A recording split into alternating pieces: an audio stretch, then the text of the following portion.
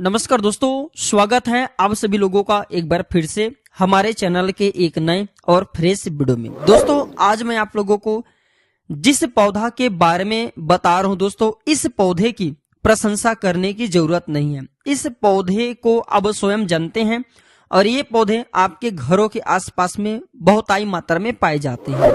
तो दोस्तों आज की इस वीडियो को मैं बेसिक जानकारी के साथ शुरू करता हूं। इस वीडियो को ध्यान से देखना। दोस्तों पेड़ पौधे ईश्वर के प्रथम स्वरूप हैं, क्योंकि दोस्तों भगवान स्वयं साक्षात नहीं आ सकते हैं, लेकिन परमात्मा जो है अदृश्य रूप में पेड़ पौधे के रूप में हमारे सम्मुख होते हैं, हमें वायु प्रदान करते हैं, ऑक्सीजन प्रदान करते हैं। देखिए श्रीमद् भगवत गीता में भगवान श्री कृष्ण ने गीता में स्वयं अर्जुन को कहे कि हे अर्जुन, मैं वृक्षों में पीपल का वृक्ष हूं।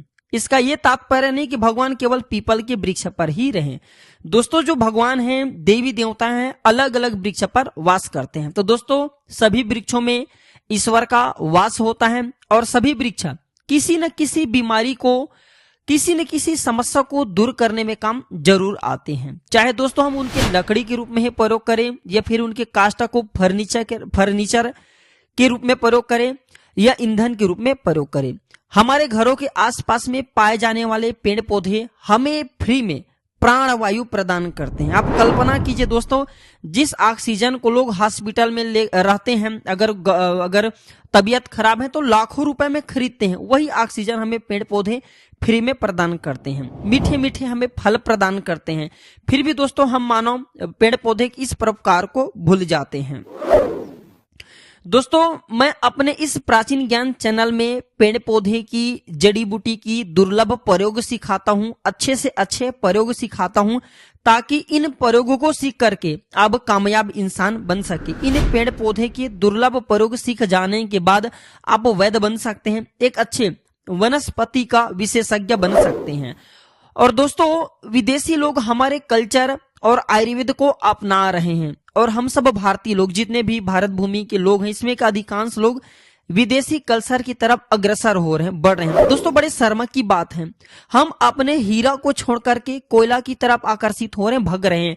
और समय रहते दोस्तों अगर हम आयुर्वेद को नहीं अपनाएंगे, इन पेड़ पौधे की जानकारी को समाज में नहीं फैलाएंगे, एक दूसरे के साथ मिलकर के आयुर्वेद को पुनः अगर हम नहीं फैलाएंगे, दोस्तों एक दिन ऐसा आ जाएंगे कि हमारे भारत भूमि का विनाश निश्चित है। भारत भूमि का विनाश के मतलब है दोस्तों अगर हम आयुर्वेद दवा को अपना लेंगे, पेड़ पौधे को अगर हम जो दोस्तों काटना शुरू कर देंगे, इनके आयुर्वेदिक लाभों को भूलना शुरू कर देंगे, तो वह दिन बहुत ही ज्यादा निकट है, जिससे दोस्तों मानव जाति का अस्तित्व संकट में आ जाएंगे।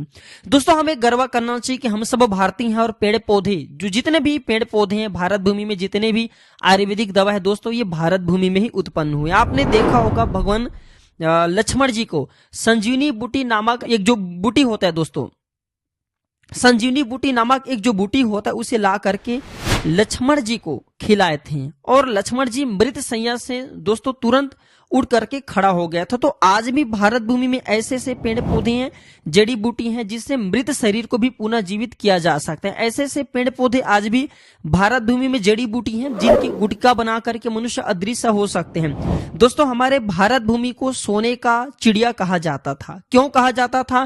क्योंकि दोस्तों भारत भूमि में पेड़ पौधे से प्राचीन समय में स्वर्ण निर्माण होता था। चलिए समय ना लेते हुए बेसिक जानकारी को समाप्त करता हूं। चलिए दोस्तों अब जानते हैं वो पेड़ के बारे में, जिस पेड़ की मैं आप लोगों को लाभ बताने जा रहा हूं। दोस्तों लाभ बताने से पहले बस आप लोगों से इतना निवेदन करना चाहूंगा, वीडियो को आधे अधूरे मत देखना, इसे पूरा देखना।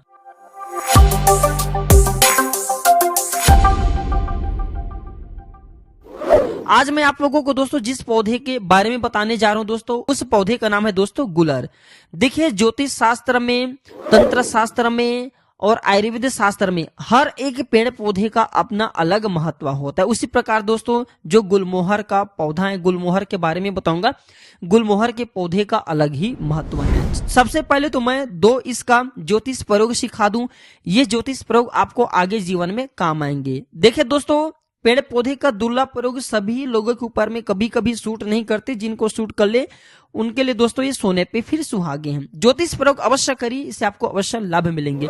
ऐसा माना जाता है, जो है विशेषज्ञों का कहना है कि मंगलवार के दिन गुलमोहर के फूल का, जो गुलमोहर है इसके फूल का गुलाल बना ले मंगलवार के दिन, और अगर इसे अपने घर में गुलमोहर के फूल का गुलाल और जो लाल कलर की पलाश होती हैं उसके पुष्प की गुलाल मिला करके अगर घर में छिड़का जाए तो आर्थिक उन्नति मिलता है।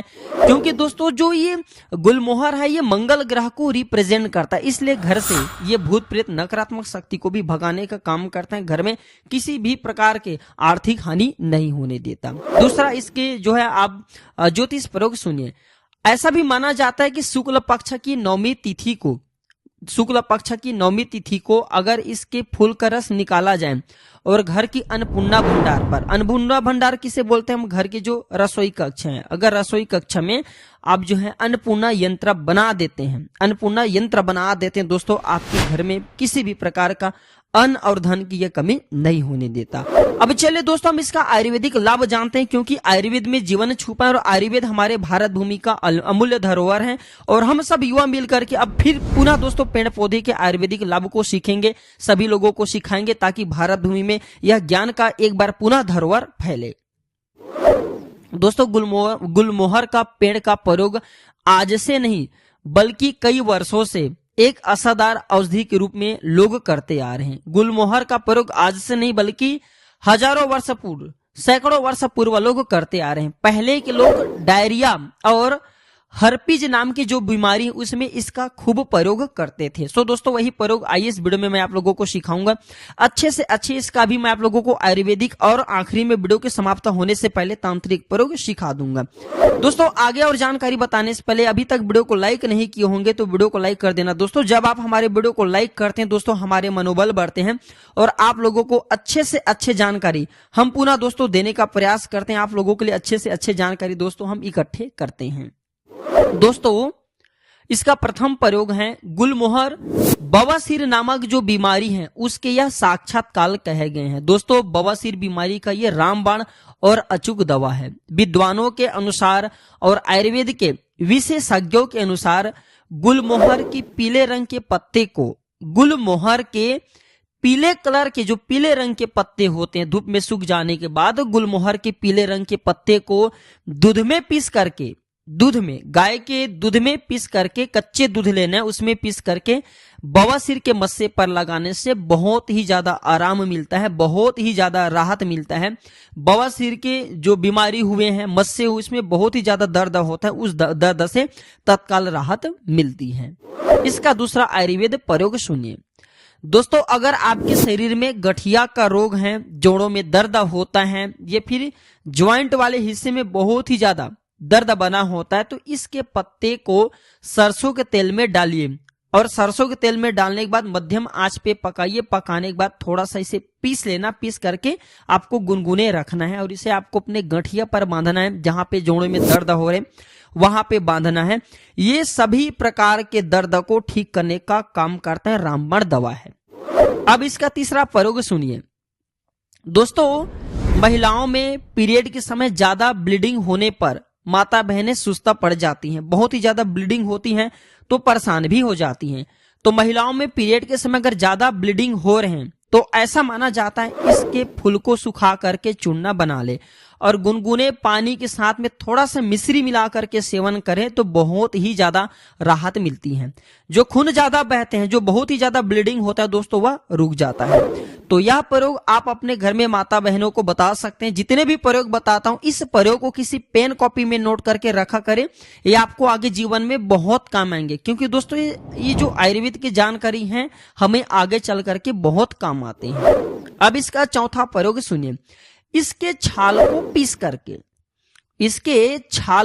पीस करके कुष्ठ रोग पर बांधने से, कुष्ठ अर्थात दोस्तों कोढ़ के बीमारी पर बांधने से सभी प्रकार के ये कुष्ठ को ठीक करता है, अति शीघ्र ठीक करता है, इसमें बिल्कुल ही संदेह नहीं है। अब इसका पांचवा फायदा सुनिए। मिट्टी के बर्तन में इसके छाल को रात भर भिगा दे, मिट्टी के बर्तन में इसके छाल को रात भर भिगा दे और सवेरा उठने के बाद दोस्तों आपको छान लेना और इस पानी से घाव को धोने तो अति शीघ्र घाव भर जाते हैं। अगर आपके घर में कोई मवेशी है, जानवर हैं जिसके हाथ पैरों में घाव हो जाते हैं तो यह प्रयोग को जरूर आप जो है करें। और भी इसके लाभ बताऊंगा। इससे पहले सभी लोगों से बस इतना निवेदन करना चाहूंगा, वीडियो को आधे अधूरे छोड़ करके मत जाना दोस्तों। अधूरे ज्ञान हमेशा खतरनाक होता है, लटकते तलवार की तरह होता है। ज्ञानी व्यक्ति हमेशा ज्ञान ग्रहण करता है और ज्ञान हमेशा व्यक्ति को, जो ज्ञान होते, जो जानकारी होते, व्यक्ति को बहुत लाभ पहुंचाते हैं, अवश्य काम आते हैं। इसका 6वां प्रयोग सुनिए। सफेद पानी का ये रामबाण इलाज है। माता बहनों में लिकोरिया होना, सफेद पानी होना बहुत ही आम समस्या है। तो इससे छुटकारा पाने के लिए जो गुलमोहर है, गुलमोहर के